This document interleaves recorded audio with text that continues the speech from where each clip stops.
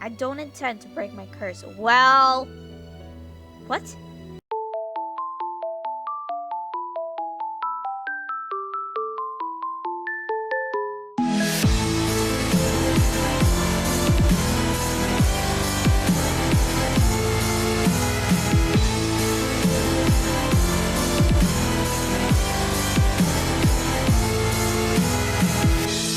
Princess lives in a monochrome world, working from the side through her lonely eyes. It reflects the ocean and stars, but her cry echoes around the simple loss of love in her heart, making this whole fairy tale alive. Within sorrow's tender embrace, this was never meant to happen.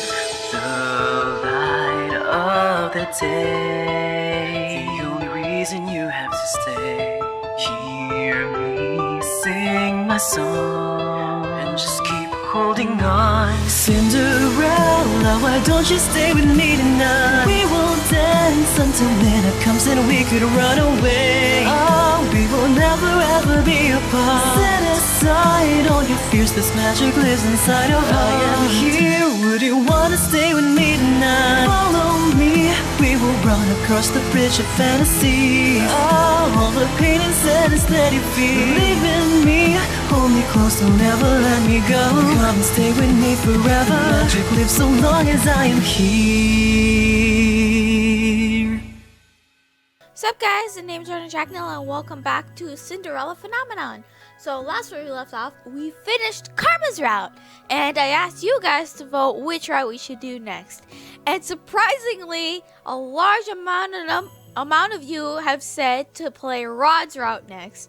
I'm a little iffy on the stepbrother because, you know, he's a stepbrother, even if we're not related by blood. I've told you that before, but I am willing to try out his route because I heard a majority of you have said that Rod's route is actually really cute, and I'm gonna actually find that out for myself. So I'm gonna get us to some of the choices before we start choosing Rod's route, so at least choose choices of Rod helping us or something. No, so let us get started. All right, so this is the first choice with Rod. I do want to, if anybody is watching Rod's route for the first time and hasn't seen my complete full playthrough, I suggest you go watch Karma's route and you know, I did the demo first, and I was gonna do Karma first for the demo, but it didn't really start there yet. But if you want to watch my full prologue playthrough, please go watch the demo that I did involving Karma. And just to let you know that Rod, just to sum it up if you don't want to go back, Rod has a curse. I think it's the Little Mermaid's curse. He can't really talk, so he uses the little doll Sebi to talk for him. So, okay, we come across these choices. So, last time I chose that one, so this one I'm gonna choose. You hate me. You have no right to start acting the victim now. Not when you've treated my family with such disrespect. Wait! The only reason I didn't say anything before is because Emmeline didn't want me to. I'm happier too, now that you're gone.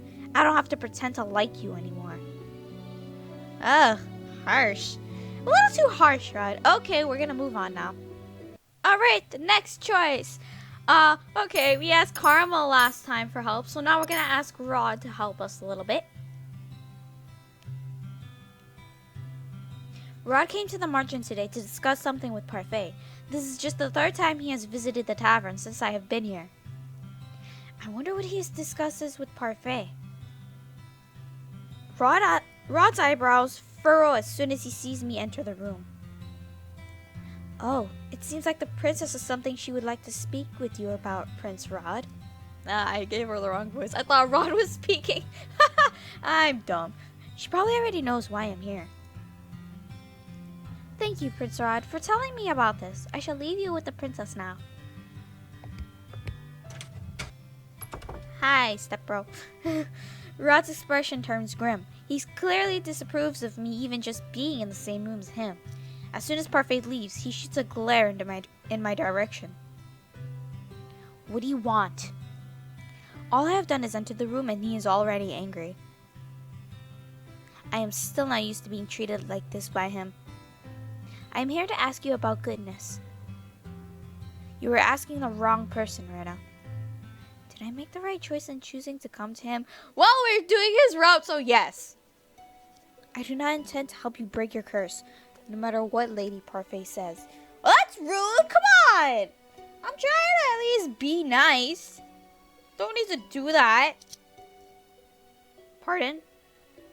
My voice cracked. Fuck. Emmeline and my mother have tried to be kind to you many times, but you only ever respond with disrespect and cruelty. Cruelty? You think I've been cruel to them? How else would you describe your behavior? Why am I suddenly the one at fault? Their coming to the palace made my life miserable. I am the victim here, not them. Well, Lucette, Rena, it kind of is your fault. The others may think you're capable of goodness, but I severely doubt it. That's what Karma didn't say in his route. I'm sorry. I do not wish to work with you, so do not come to me for help. Excuse me. He turns around and begins to walk away, leaving me to stand alone in the room, even angrier than I was before. How dare he treat me like this? I grab his arm and pull him around so that he is facing me. I refuse to let him belittle me like this, especially when I'm making a conscious effort to change. What if I can help you break your curse? Will you help me then? Rod fixes me with an icy stare as he pulls away. I don't intend to break my curse. Well... What? Rod shoots me one last glare before he leaves the margin, leaving me to stand there, confused. If he does not intend to break his curse, well, why is he even here? Jesus, Rod, you're making so much trouble. I just want help.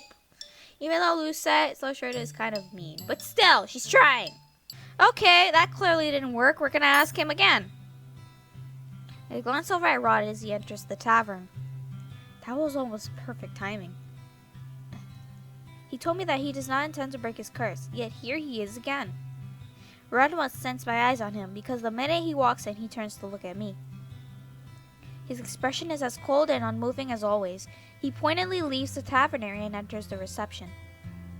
I follow after him. Excuse me. Excuse me. I hit the enter button on accident while sneezing. I told you to find someone else. What can I do to make you stop hating me? What? You said that whatever I had done to you or your family was bad. So if I reverse that, I might get a good deed. You truly don't understand how goodness works, do you? I would not be asking you if I did. Rod closes his eyes and rubs the back of his neck. He looks thoughtful, but also irritated. I intend to break my curse as soon as possible, and I will do whatever it takes. And it seems that the easiest way to achieve a good deed is to fix the supposedly bad things I have already done. So are you going to help me or not? Tell Lady Parfait I will see her another time. Really? He leaves the room without answering my question. Come on, man! I ball my hands into fists, and he calls me the cruel one? I don't blame you, Lucette, Rena. What? I mean, we're trying. Alright! See, as we can see, Karma, we did Karma's route. Poor Karma, I wanted Karma. These two routes are still locked. And we're going to do Rod's route next, guys. Let's dive right in. Chapter 3, A Change of Pace. I will ask Rod if he will pair up with me. I know we do not have a good relationship. Rod has spared no effort in telling me how cruel I have been to his family. But I feel that rectifying whatever mistakes I made with them might be an easy way to get 3 good deeds. Oh, This is going to be very interesting. But Reina, didn't he tell you that he didn't want to break his curse? Yes, but that may not be the whole truth. He's still reluctant to break his curse despite all the advice I've offered him. Perhaps you will be able to encourage him where I could not. I guess he wasn't lying that much. I do not care if he does not want to break his curse. I only need him to help me remedy the supposedly bad things I have done to his family. I believe that will be the easiest way to break my curse. But the problem is that I rarely see him here. He is usually at the palace. Well, yeah, we rarely see him in Karma's route too, so. In order for this arrangement to work, I will need to be in the palace. I, for one, think that it's a terrible idea. What if... Dolores' voice trails off. She averts her gaze to the floor, her expression a miniature of anxiety and solemn consideration. What if what? Is there something I should know? Both the witch and the fairy just stare at me silently. After a few moments, Parfait speaks. You would be far away from us, Princess. We would not be able to assist you. Witches could be lying in wait for you. Knowing that you're the true crown princess of Angielle, they might seek to use you for their own purposes. I know why they would hunt us down, so I agree with Parfait. It would be a bad idea. If you guys don't know why, we'll probably see it later, because the confession is, I think the confession is different from others. Don't know, but yeah. I'm not going to say what the confession is, because spoilers for those of you who are starting to watch Rod's Route, but if I happen to skip over it, I'll tell you, I'll sum it up, so, okay. What sort of purposes? Why would the witches be after me in the first place? Many of them have been corrupted by the Tenebrarum. Darkness has invaded their hearts, making them bitter. Many of them simply wanted to see the Fairytale Curses continue on undisturbed. This is all just speculation, but it's better to be safe rather than sorry. What would you have me do? Delora? I have an idea. I think I can get her into the palace to make sure there's someone there to look out for her. How? Just trust me. Tomorrow, the Ice Princess returns to her palace. I have a bad feeling about this. I do too, Lucette. Marina, sure. Oh, we're a maid! I knew it. This cannot be happening. Oh, it's happening, sweetheart. Don't dilly-dally. The princess will soon be awake and expecting her new maid. I closed my eyes to suppress the urge to groan. How is that Delora was able to turn me into Emmeline's personal maid? She thought this would be funny, did she? Well, I will make her pay for this. I expect you not to be late again. We have very strict rules on how the palace staff should behave. I am not exactly sure how Delora managed this. She told me she was going to cast a spell on me and that it would be over as soon as I opened my eyes. I closed my eyes and sure enough, when I opened them, I found myself here in a maid uniform. What did she do? The maid continues to babble at me. How annoying. I pretend to listen to her as she leads me through the palace hallways. Emmeline and Rod's chambers are located here. Oh! We come to a hall where Emmeline suddenly appears from around the corner. Your Highness. The maid ducks into a neat curtsy. Emmeline's eyes meet mine. I tense as I wait for any signs of recognition from her, but she only gives me a curious look, as if wondering who I am. Remember that Emmeline does not know who we are because she is not cursed. Rod knows who we are because he's cursed. Just remember that. She clearly does not recognize me. The maid suddenly reaches back and pulls my shoulder, forcing me into a bow. You are in front of the Crown Princess of Angielle. Show some respect, girl. My apologies, Your Highness. She is new and clearly needs to be taught some manners. Excuse me? Oh, please, there's no need for that. What's she trying to achieve by pretending to be kind to a palace maid? Who is she trying to fool? Your Highness, this is your new personal maid. Emmeline glances at the maid, looking confused. Why do I need a personal maid? It is by the king's order, Princess. Emmeline turns to look at me again. What is your name? She's talking to you, girl. I scowled at the maid before facing Emmeline. I cannot believe I have fallen so low that I am now being ordered around by a maid. Rena. It's nice to meet you, Rena. I hope we can get along. Emmeline is so sweet and nice. Like when Lucette or Rena is so mean to her, I'm just like, girl, please stop. Emmeline is precious and pure. I just want to hug her and be her friend. That's it. Ugh. When they do not respond, Emmeline's face falls. I was just heading to breakfast with my family. Of course, Rena will escort you to the dining hall. I raised my eyebrows at the maid, irritated. There's no need for concern. I can get there on my own. I breathe a sigh of relief. I am not here to babysit her. The maid leans forward and whispers something in my ear. I don't know how it is that you landed this position, but you owe the royal family your diligence and respect. If you continue to show disrespect, I will be having a word with the king. The maid pushes me forward so that I am forced to stand with Emmeline. She will escort you to the dining hall, Your Highness. Her job requires that she follow you everywhere in case you require assistance with anything. But it is almost time for breakfast, Princess Emmeline. Emmeline frowns and looks at me. I'm so sorry. What is she apologizing for? Good morning. Good morning. It seems that you have met your personal maid. The king's eyes widen as soon as he spots me. You look familiar.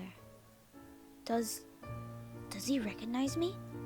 When he gave us the coins, like when we were saying, "You're our father, you gotta help us," and then he just took pity and gave us coins. That's it. Really. He doesn't remember us because he's not cursed either, so. I feel a little tremble in my heart as I consider that hope. Are you not the girl who came to the gates before? I deflate with a soundless sigh. He remembers me as the peasant. I figured. This is the first time I'm meeting you as Emmeline's personal maid. What is your name? Rena. That is a lovely name. Thank you. We are glad to have you here, Rena. The king gives me a warm smile. The softness of his gaze makes me angry. He never treated me so kindly when he remembered me as his own daughter. Emmeline takes her seat while I walk to stand at the walls beside the other maids and butlers. The door opens and Rod walks inside. He greets the king, Ophelia, and then his sister. He is just about to take a seat when his eyes suddenly fall on me. Hi there! You didn't expect me to run away, did ya? You're gonna help me whether you like it or not. No, I'm joking. I'm sorry. The shock is apparent on his face. Rod, is something wrong? I see there's a new maid on staff. His tone is almost accusatory. I bristle at his words, and I am about to say something when Ophelia speaks. She is Emmeline's new personal maid, Rena. Rod does not like this. Rod stares at me for a few moments, his expression unreadable. Eventually, he moves to take his seat. I stand silent and watch the royal family eat their breakfast. The small area is filled with happy conversation. The four of them smile at each other when they speak, and it is easy to see how comfortable they all are with one another. When I was still here, our meals were always so quiet. But everyone looks so happy now. I bit my lip to will the heavy feeling away. Rod told me that before, but I did not want to believe him. I turned back to the conversation at hand. We have something very important to discuss with you, Emmeline. Oh? I have brought this up before, but now the matter is more pressing. Oh, excuse. Oh gosh, I'm sorry. Probably my allergy is acting up again. Sorry, guys. Excuse me. Is this about... Yes, this is about the ball. Ooh, Emmeline's going to a ball. I want to see her in a pretty dress. Ophelia gives the king a disapproving look. Oh, Ophelia doesn't like that. Dear. I know it seems a strange proposition, but this is royal tradition. Emmeline is at a suitable marrying age, and this ball may yet help her find a suitor. Oh, it's that time, I see. I really hope Emmeline finds someone. But a husband. Emmeline's cheeks are tinted pink. Oh, A royal ball for Emmeline? For her to find a husband? I never would have agreed to such a thing. The king never forced me into one because he knew that. I will not force you to marry someone you do not love, Emmeline. We agreed on this ball to uphold tradition. All eligible bachelors will be invited in 4 months' time, and you will choose the man you want to court you. I did find my true love through a ball, after all. Aww, that's so cute! He glances at Ophelia, who responds with a fond smile. Her expression falls back into something more worried when she looks at her daughter. Well, I will tell you that King Gennaro actually really loves Ophelia. Let me tell you that. I'll just tell you about that. And Lucette's mother, or Reina's mother, it's kind of like a one-sided love. Let's put it that way. Okay, I'll shut up now. But what if I can't choose anyone? We will throw one ball, as per tradition. We will not force you into another ball if you do not find a good suitor, but we must uphold traditions at least once. Perhaps this will push you to think more about the future. I will not put any added pressure on you, Emmeline, but I would be happy to see grandchildren before I have to give up my throne. Oh my god, typical king. I love him. I am not getting any younger, you know. She's so red. Father! I can tell that the king is trying to make light of this situation, but there is an undertone of seriousness. Emmeline suddenly sighs, then slowly nods. I understand. My gaze shifts to Rod to search for a reaction, but his expression is impassive. No reaction at all. Did he know this was going to happen? But can I really be the princess of the kingdom of Angielle deserves? I feel so unprepared. You are the crown princess of Angielle. You must be confident. Emmeline looks down, looking genuinely distressed. I'm finished. May I be excused? But sweetheart, you barely touched your food. You may. Emmeline stands up and ducks into a quick curtsy before rushing from the room. I do not move until I feel Rod's glare on me. I realize that I am meant to follow Emmeline. Excuse me. I curtsy and follow after Emmeline. I barely make it a few steps away from the dining hall before the door flies open and Rod is rushing after me. What are you doing here? Save again. Shit. Let's answer his question, shall we? I am here to break my curse. You expect me to believe that when you had people offering to help at the margin? Rod's expression changes, anger clear in his eyes. No, I know why you are really here. What are you talking about? You thought you might take back what is rightfully yours, didn't you? You have no qualms about hurting my family again. I stare at him, nonplussed by his accusations. I carefully quell the simmering anger inside me. The last thing I want is to be fired before I break my curse.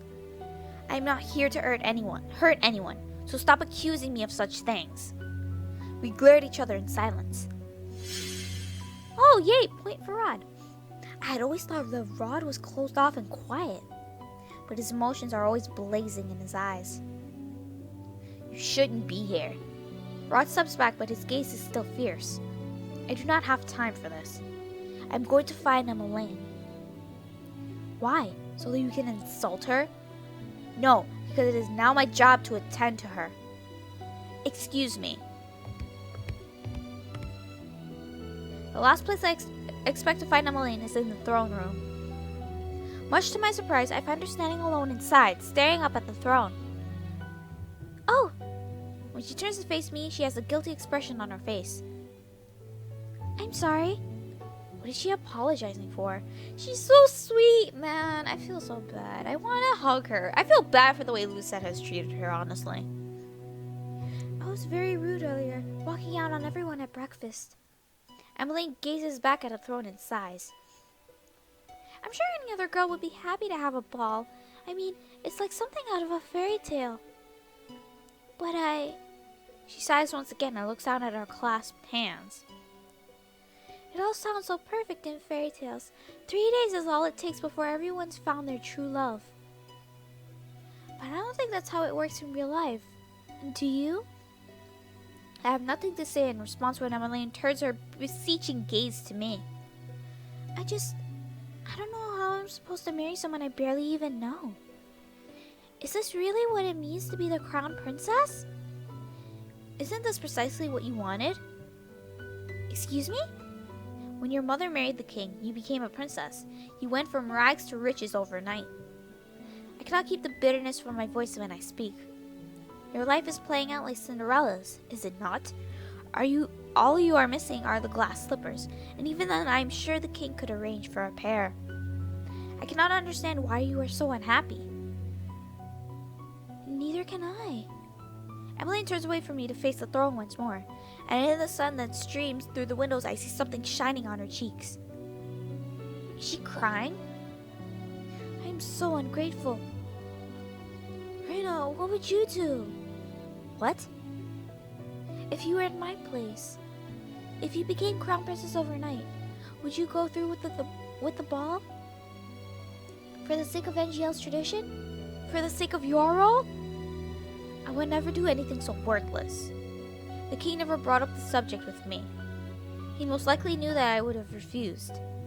Emmeline suddenly packs her cheeks and turns to me, a wry smile on her face. I could do with some fresh air. Shall we go to my friend's shop in town? Okay, guys, you know what? I'm gonna stop here for today. We'll continue more of Rod's route and Cinderella phenomenon in the next video. So far, Rod isn't really helping. I hope you guys say that I'm wrong about Rod, because right now things aren't looking so good. I really hope we're not more nicer to Emmeline. We grow next to her, and then he helps us. So, okay. So with that being said, thank you guys so much for watching. If you guys like this video, give it a thumbs up. If you guys would like to see more of my videos, then click subscribe. Anyways, I'll see you guys in the next video. Bye.